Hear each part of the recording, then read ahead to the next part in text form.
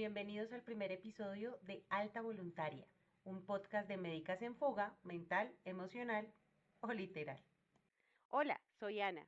Soy médica, sí, pero también soy especialista en gerencia en salud y seguridad en el trabajo. Y tengo un par de maestrías en prevención de riesgos laborales y salud pública. Pero en realidad soy una médica que sobrevive entre bases de datos eternas, crisis existenciales y esas ganas tercas, eso sí, de salvar el mundo. Yo soy Dayana. También soy médica, especialista en auditoría y sobreviviente de la burocracia, de esos protocolos que se sienten como castigos, de esos comités eternos que al final de cuentas dicen lo obvio y de esas batallas épicas por glosas que nadie quiere asumir. Hoy arrancamos con esta locura juntos. Ven, ¿y por qué nace alta voluntaria? Queríamos un espacio para hablar de lo que no se dice, de lo que no cabe en la historia clínica ni en los comités, ni mucho menos en el grupo de WhatsApp del trabajo. Cosas que sentimos, que callamos, que arrastramos y que también merecen voz.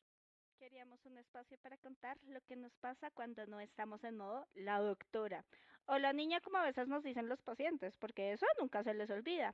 Cuando nos quitamos la bata, nos soltamos el pelo y a veces también las lágrimas, cuando dudamos, cuando estamos cansadas, cuando pensamos ya no más, porque ahí también hay verdad y nadie nos enseña a hablar de eso. Y como este no es un espacio para repetir lo que ya se dice en los congresos, ni para soltar definiciones de manual, hoy venimos a hablar de algo que no debería ser tema, pero que lo es. Y lo es porque se siente, porque duele y porque pasa todo el tiempo. La falta de humanidad en la atención en salud, o mejor dicho, la deshumanización. Así, con todas sus letras. Porque más allá de procedimientos, las guías, los manuales y todas esas resoluciones que citamos casi de memoria, se nos escapa de las manos que tratamos con otras personas. No hablo solamente de diagnósticos correctos y oportunos, de cómo se examina a un paciente, sino que se está perdiendo el trato digno, la empatía, el simple hecho de explicar lo que pasa sin tecnicismos, porque se nos olvida que muchos de nuestros pacientes no son del área de la salud. Lo más absurdo es que tengamos que seguir recordándolo, como si no fuera obvio, pero a veces no es tan obvio como parece.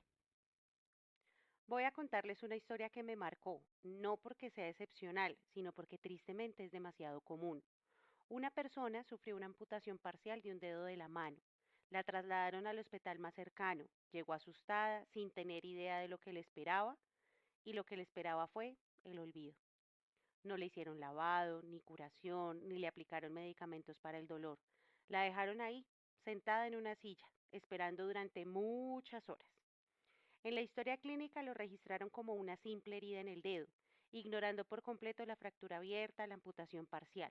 Le tomaron radiografías, pero nadie se acercó a explicarle el resultado. Le dijeron que la iban a operar, pero no le explicaron por qué, ni cómo, ni qué tenía. Pasó más de un día en urgencias, en una silla de plástico, sin diagnóstico, sin acompañante, sin información, sin analgésicos, sin contención. La canalizaron al día siguiente y finalmente, al tercer día, la remitieron a otra entidad. Pero antes de eso, en el hospital de Paso, le realizaron una sutura que aún me cuesta nombrar sin incomodidad. En vez de hacerle una remodelación quirúrgica adecuada, le atravesaron un prolene de lado a lado, como si estuvieran amarrando un botón. No hubo inmovilización, ni una explicación clara, ni acompañamiento suficiente. Y yo me pregunto, ¿esto es lo mejor que podemos ofrecer?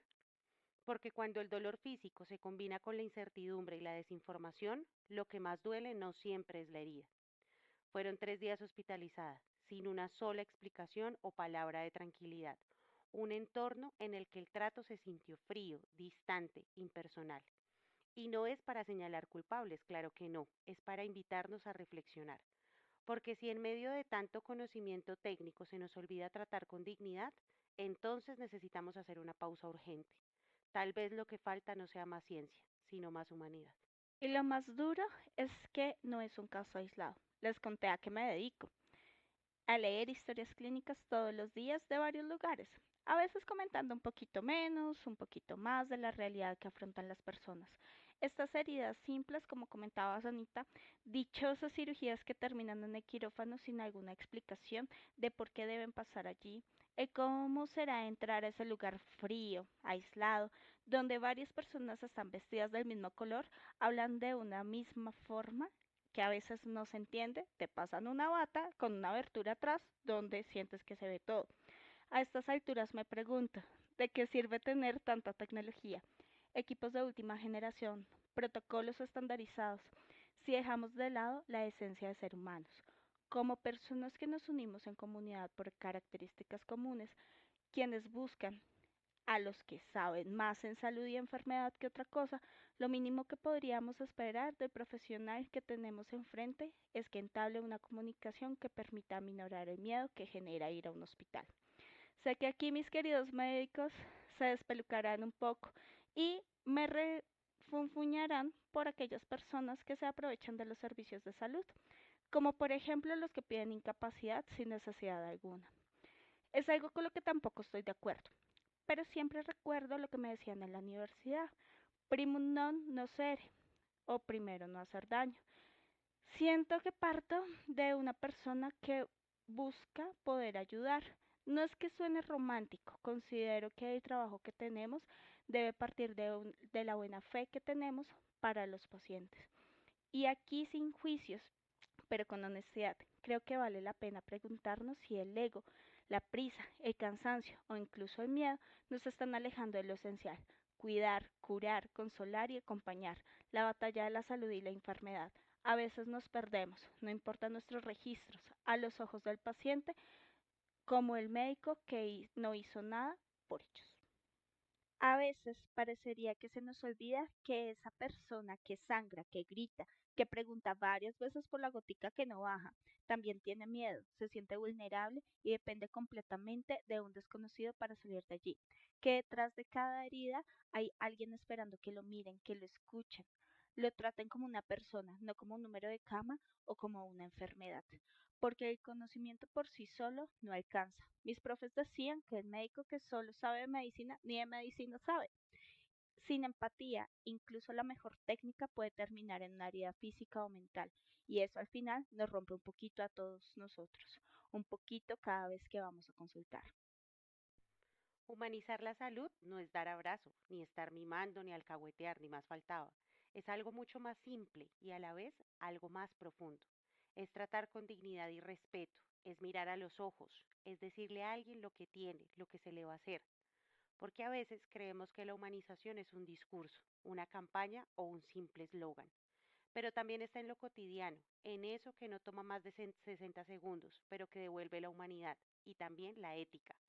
Que nunca se nos olvide: curar a veces, aliviar a menudo, consolar siempre. Te vamos a dejar, querido colega, si nos lo permites, unos mensajes para recordar. En primer lugar, nombra lo que ves. Es una fractura, es una amputación parcial. Vamos a hacer esto. No lo digas solo para el equipo. Tienes una persona enfrente tuyo. Es el quien tiene la lesión. Díselo. Está esperando respuestas, así no haya hecho ninguna pregunta. Ella es quien más necesita entender. Por otra parte, no dejes en un silencio que duela más que una herida. Un ya te van a atender o un en un momento te explicamos es mejor que ignorar por completo. El silencio puede doler más que una aguja. Por otra parte, informar antes de intervenir. Esto es para el dolor. Puede arder un poco. No dejes que la persona descubra su tratamiento por el pinchazo. Informar también es cuidar. Haz contacto visual, aunque sea breve. No te quedes solo mirando el monitor o la pantalla del computador. Hay alguien enfrente tuyo esperando a ser visto, no solo atendido. Respeta el dolor ajeno, incluso si para ti es rutina. Para ti puede ser otra herida más. Para esa persona es su dedo, su cuerpo, su miedo, y eso merece cuidado, no automatismo. No tienes que ser cálido, pero sí claro y respetuoso. La información oportuna también es parte del tratamiento. Explicar es cuidar, aunque sea con voz cansada. Y si ya no te nace hacerlo, y si todo te irrita, si estás de posturno o estás cansado, si ya estás con hambre porque no has podido parar de trabajar, si el paciente te parece una carga más, o si cada día que pasa es más pesado que el anterior, quizás es el momento de parar. No para rendirse, sino para revisar, porque seguir en automático, sin conectar, sin sentido, también es una forma de deshumanizar, y no solo al otro, también con uno mismo. Hoy no estamos aquí para romantizar el dolor, ni para pedir sonrisas forzadas en medio del caos del sistema. Estamos aquí para recordar algo sencillo pero esencial.